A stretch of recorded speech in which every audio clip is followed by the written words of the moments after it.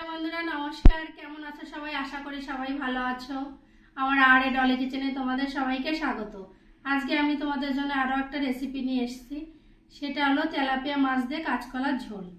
তার জন্য আমি কি নিয়েছি তোমরা একবার দেখে নাও। আমি এখানে নিয়েছি দুটো বড় সাইজের কাঁচকলা কেটে নিয়েছি।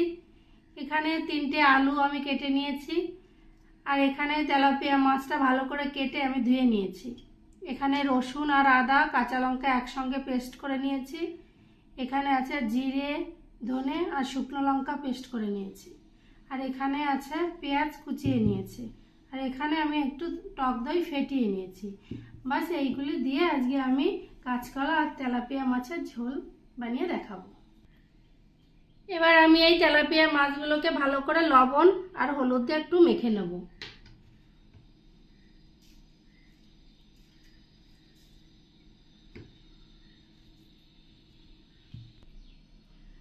দেখো আমার মাছগুলো ভালো করে আমি লবণ হলুদ দিয়ে মেখে নিয়েছি। এবার 5 মিনিটের জন্য আমি এবার রেস্টে ছেড়ে দেবো। আমি এখানে একটা কড়াই নিয়ে নিয়েছি।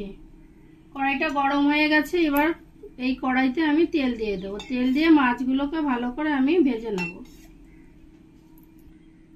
তেলটা আমার গরম হয়ে গেছে। এবার এক এক করে মাছগুলোকে সব ছেড়ে দেবো। এই মাছগুলোকে ভালো করে উল্টে পাল্টে লাল লাল করে ভালো করে কড়া কড়া করে ভেজে নিতে হবে। তারপর মাছগুলো আমার সব ভাজা হয়ে গেছে। এরপরে আমি এক এক করে করে সব তুলে নেব। এরকম একটা প্লেটে আমি তুলে নেব সব। এবার আমি বাকি মাছগুলো একইভাবে সব ভেজে নেব। এবার আমি এই মাছ ভাজা তেলের মধ্যে এই আলুগুলো ভেজে নেব।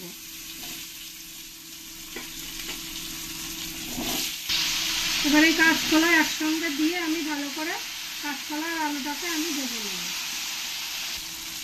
এবার আমি একটু হলুদ দিয়ে দেব,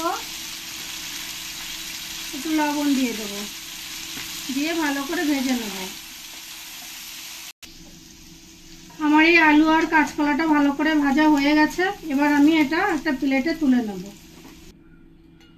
এবার আমি এই তেলের মধ্যে আর একটু তেল দিয়ে দেব। এবার আমি এই তেলের মধ্যে কটা জিরে, দুটো শুকনো লঙ্কা, একটা তেজপাতা দিয়ে দেবো।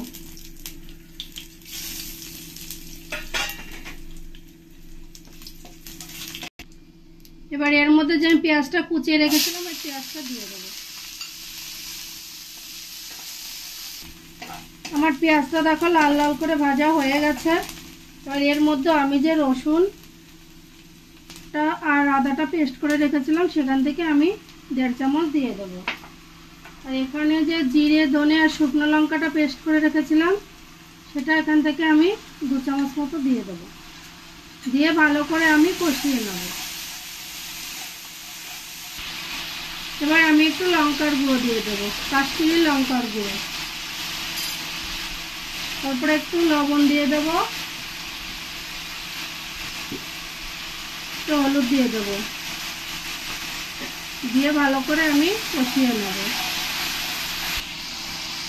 এবার আমি যে টক দইটা ফেটিয়ে রেখেছিলাম ওই টক দইটা দিয়ে দেবো। কিন্তু টক দই দেওয়ার পরে একদম জালটা একদম কমে দিয়ে দেবে, না হলে দইটা ফেটে যেতে পারে। আমার মশলাটা কষানো হয়ে গেছে। দেখো উপর দিয়ে কত সুন্দরভাবে তেল ছেড়ে দিয়েছে, তেলটা ভাসছে। এবার আমি এই মশলা কষানোর মধ্যে যে কাঁচকলা আর আলুগুলো ভেজে রেখেছিলাম এগুলো দিয়ে আর একটু ভালো করে আমি কষিয়ে নেব। আমার এই কাঁচকলা আর আলুটা ভালো করে কষানো হয়ে গেছে। এবার আমি জল দিয়ে দেব।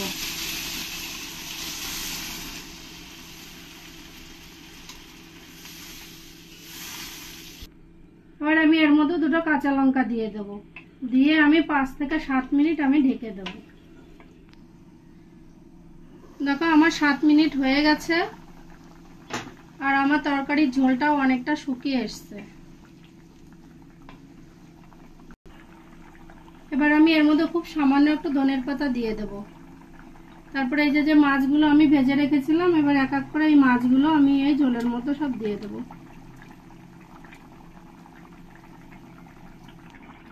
এবার আমি এই মাছগুলো দিয়ে আবার 3 থেকে 4 মিনিট ভালো করে ঢেকে দেবো।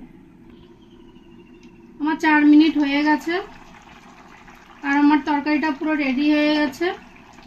কাঁচকলা দিয়ে তেলাপিয়া মাছের ঝোল।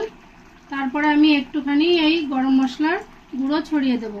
আর তোমরা নামানোর আগে অবশ্যই একবার লবণটা চেক করে নেবে।